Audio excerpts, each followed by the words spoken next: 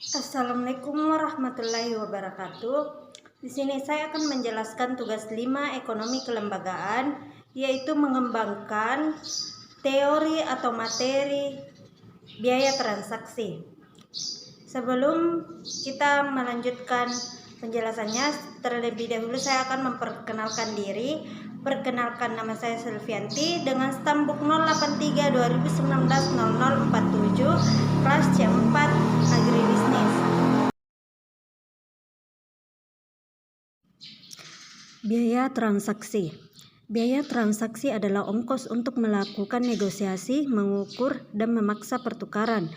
Biaya transaksi juga menggambarkan biaya yang harus dibayar perusahaan setiap kali memproses transaksi kartu debit atau kartu kredit. Setiap penyicilan layanan pebisnis menilai biaya signifikan sendiri. Selain itu, biaya transaksi juga dapat berlaku untuk pembelian atau penjualan saham, obligasi, reksadana, ETE, dan sekuritas keuangan lainnya.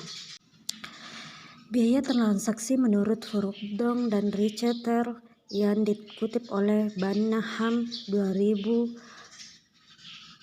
Biaya transaksi dapat dibedakan menurut dua tipe, yaitu biaya transaksi tetap, di mana biaya ini presentasi signifikan dibuat dalam menyusun kesepakatan kelembagaan institusional. Arguments. Kemudian biaya transaksi variabel atau variable transaction cost, yaitu biaya transaksi yang tergantung pada jumlah dan volume transaksi. Jenis-jenis biaya transaksi. Yang pertama, biaya mencari informasi. Yang kedua, biaya membuat kontrak. Yang ketiga, biaya monitoring. Dan yang keempat, biaya adaptasi. Selanjutnya, penjelasan tentang jenis-jenis biaya transaksi. Yang pertama, biaya informasi. Biaya informasi adalah biaya yang ditimbulkan untuk memperoleh informasi mengenai barang yang diinginkan dari pasar. Kemudian pengertian yang kedua, biaya informasi menurut Baye 2010 adalah setiap biaya yang dikeluarkan dalam sebuah usaha untuk mendapatkan informasi mengenai kepentingan usaha, misalnya informasi harga, informasi budaya, ataupun informasi mengenai sumber pembiayaan. Yang kedua, biaya membuat kontrak. Biaya membuat kontrak atau negosiasi adalah biaya yang dikeluarkan saat melakukan negosiasi dengan pihak. Yang ketiga, biaya monitoring. Biaya monitoring adalah biaya yang dikeluarkan karena adanya kegiatan untuk mengawasi pihak lain dalam melaksanakan kontrak. Biaya monitoring juga merupakan biaya yang digunakan untuk memantau perilaku manajer. Biaya ini dikeluarkan oleh pemilik perusahaan untuk memantau, mengukur, dan mengamati perilaku manajer. Biaya monitoring dapat berupa biaya audit, biaya penetapan kontrak, biaya kompensasi, kontrak penggunaan anggaran dan hutan.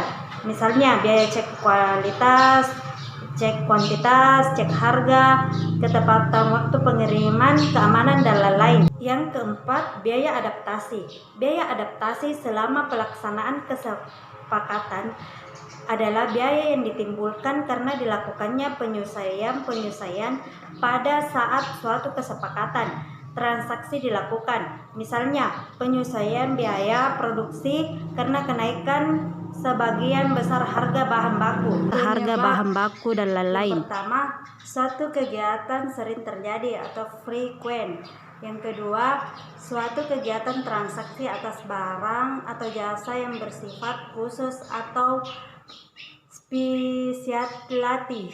3. Kondisi ketidakpastian atau uncertainty. Yang keempat, daya nalar yang terbatas atau limited rationality. Yang kelima, perilaku spekulatif atau oportunis.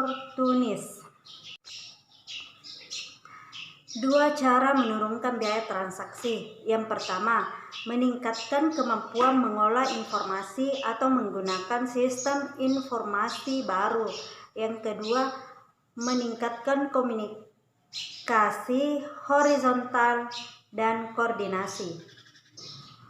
Kelompok biaya transaksi. Yang pertama, biaya transaksi komoditas adalah biaya transaksi yang dikeluarkan secara langsung atau komoditas yang diinginkan.